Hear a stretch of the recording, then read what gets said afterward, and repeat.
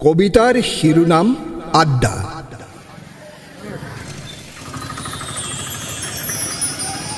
হে বন্ধু, আহিবা সন্ধিয়া তিনিআলিৰ দোকানৰ কাষলৈ, য'ত এখন পৃথিৱী আৰম্ভ হয়, মধ্যাকৰ্ষণে বিকৰ্ষণৰ ৰূপ লয়, বতাহৰ গতি সলনি হয়, ফাগুনৰ শুকান পাতত বসন্তই আলিংগনৰ ভাষা কয়। শব্দত নামি আহে কৈশোৰ, নামি আহে যৌৱন, ৰামধেনু সাতুৰঙৰ বন্যা।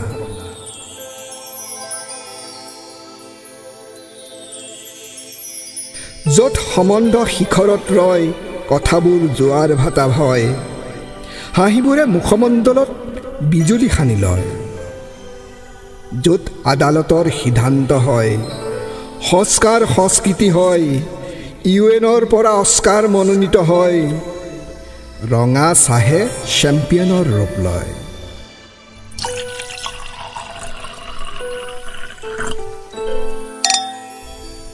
ৰাস্তাই দি যোৱা ছোৱালীজনীৰ চেণ্ডেলৰ পৰা ৰকেট নিৰ্মাণ হয়।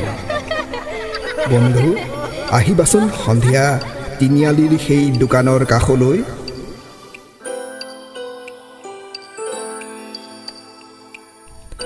লাগিলে কলিজাখন বন্ধকত ৰাখিম, তোমাৰ কাৰণে ৰঙা পানী টুপিও ধৰিম।